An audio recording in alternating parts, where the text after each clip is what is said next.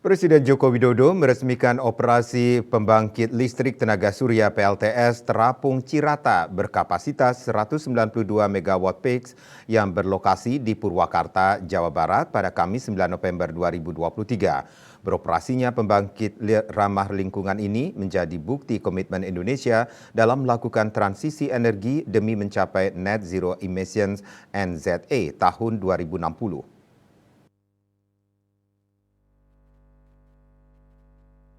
Presiden mengatakan saat ini pertumbuhan pembangkit energi bersih di Indonesia semakin baik. Di Jawa Barat sudah memiliki PLTA dengan kapasitas hingga 1000 MW. Dengan beroperasinya PLTS Terapung Cirata 192 MWP semakin menambah kapasitas terpasang pembangkit energi bersih. Kedepan jika dimaksimalkan bisa menambah kurang lebih 1000 megapik. Presiden menegaskan ini merupakan hasil kerjasama Kementerian SDM, Kementerian BUMN bersama PLN dan kolaborasi dengan kekuatan dunia yaitu Masdar dari Uni Emirat Arab UEA. Memulai ini nanti tadi saya sudah bicara juga dengan Menteri Dr. Tani dari UAE bahwa ini akan ditingkatkan lagi mungkin di angka kurang lebih 500 MW dan kita harapkan akan semakin banyak energi baru terbarukan yang dibangun di negara kita Indonesia, baik itu tenaga surya, hydropower, kemudian geothermal, kemudian tenaga angin. Saya kira kalau terus secara konsisten kita laksanakan seperti ini akan sangat baik.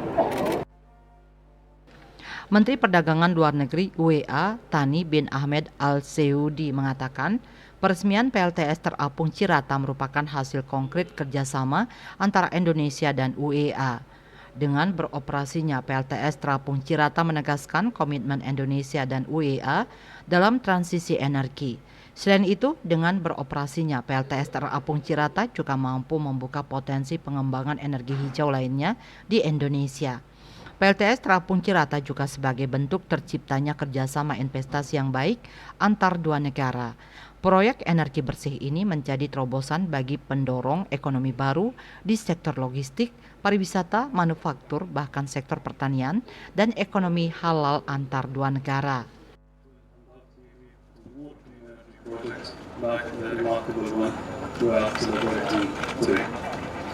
Is because of this shared vision as well as the new strength of our bilateral relationship that Muslim Brave have invested more than $500 million in renewable clean energy transition. UEA juga berkomitmen untuk melakukan investasi lanjutan, khususnya di energi bersih. Dukungan UEA ini sebagai dorongan terhadap Indonesia untuk bisa mencapai NZE pada 2060 mendatang.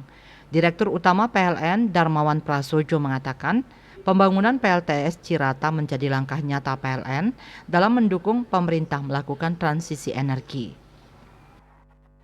Sehingga kami harus berinovasi jangkarnya.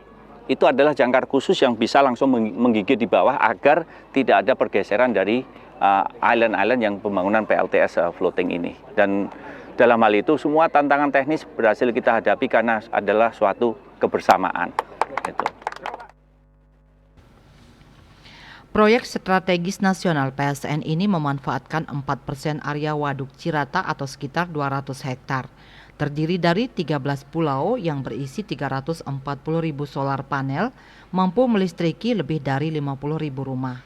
PLTS Terapung Cirata mampu memproduksi energi bersih sebesar 245 GWh GWH per tahun dan mereduksi 214.000 ton CO2 per tahun. Darmawan menjelaskan PLTS Terapung Cirata juga menjadi bukti kolaborasi Indonesia dengan dunia global dalam melakukan transisi energi. PLTS ini dibangun hasil kolaborasi subholding PLN Nusantara Power dengan perusahaan pengembang EBT asal UEA, Masdar. Lewat kolaborasi, proyek ini mampu menyerap sekitar 1.400 tenaga kerja lokal dan memberdayakan pelaku usaha mikro kecil menengah (UMKM). Darmawan menambahkan, melihat luasan Waduk Cirata, pihaknya telah memetakan potensi pengembangan PLTS Terapung Cirata. Dengan luasan 6.200 hektar, PLTS ini bisa dikembangkan hingga lebih dari 1.000 MWP.